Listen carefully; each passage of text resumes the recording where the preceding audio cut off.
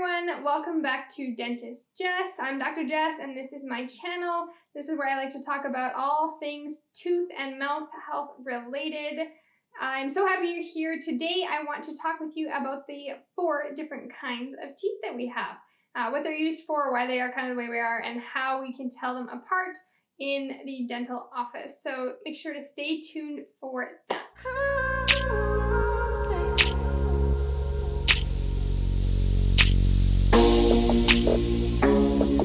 Hey, thanks for tuning in today. I'm really glad that you're here. I want to discuss with you the 4 different types of teeth that we have in our mouths, why they are the way that they are, and the different things that we should be using them for and things we shouldn't. So make sure to stay tuned. If you are new to my channel, welcome. If you are a subscriber, thank you. I appreciate it. Make sure to share this with your friends and family. I love what I do. I love being able to teach you guys and use the knowledge that I have learned over the years to be able to give back to the community. And so that's why I'm doing this. So I really appreciate it. If you have any questions about anything at any point in time, make sure to comment below. And I try to respond to them usually as quickly as I can. So it would be great to hear from you. Okay, there are 4 different kinds of teeth in our mouths. We have the incisors, the canines, premolars, and our molars. So the first ones are the incisors. These are the ones at the front of our teeth. So I have my little model here today, and we'll post some pictures as I'm talking about it too. But these are basically the front 4. So we have these front 4 bottom teeth right here, and then the top 4 here. So we have our centrals, which are the front 2, our central incisors. And then we have laterals, which are on the 2 on either side of it. You might have heard of a peg lateral. That's when we have a lateral that's a little bit smaller. So one thing about the incisors that you'll note is that they have a really sharp edge for cutting. So these are our cutting teeth. They're the ones that we're going to use when we want to bite into an apple or incise into something. That's why they get the name incisors. These are also the first teeth that we get when we're babies. They're usually the first ones to pop through the bottom of our gums. Similarly, they're usually the first ones that we lose when we're children and we start getting our adult teeth coming in. So they're the ones right at the very front of your mouth. So those are your incisors. Okay, the next ones that we have are something called our canines. You might also hear them as our cuspids. Sometimes older people will refer to them as their cuspids, or sometimes in different places in the world.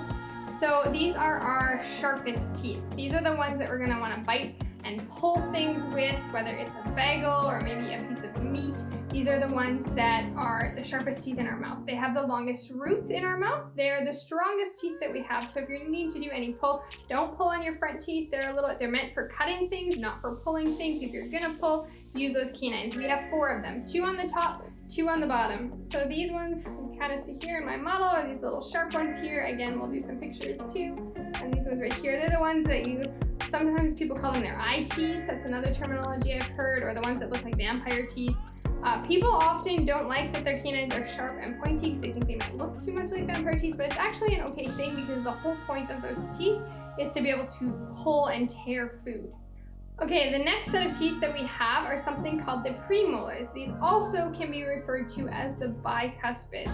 So depending again where you're from, they can be called either thing. We have 2 on the top and 2 on the bottom, and they're kind of like the hybrid between a full molar behind them and the canine in front of them. So they're kind of like the transition tooth. Basically, they don't have as sharp of a point as the canines. They're a little bit more rounded, but they're not quite as big of a chewing surface as the molars, which we'll talk about next. So they're kind of that in-between tooth. Their roots aren't as long as the canines either, so they're kind of the transition between the tearing and the grinding of the food. Here's a fun fact. Babies don't really have teeth, but, well, depending on their age, kids in general, primary dentition, so baby teeth, they don't have premolars. They don't exist in kids. So we get our premolars in as we begin to become kind of like early teens age. They replace the primary molars. So your baby molars are replaced by premolars, but baby teeth aren't.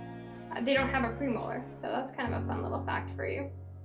All right, the last one that I have for you is the molars. So these are the biggest ones. They are the ones at the very back of our mouths. We usually have 2 or 3 of them. If you still have all of your wisdom teeth and they are in through the gums, you will have 3 of them. This model that I have has all 3 of them, so you can see the 3 back molars back there. Lots of people have no wisdom teeth or may have had them taken out. So in that case, you would only have 2 molars. The molars are our main grinders. So they are the ones that a lot of the time you see when people are grinding their teeth or chewing like vegetables or chewing up stuff.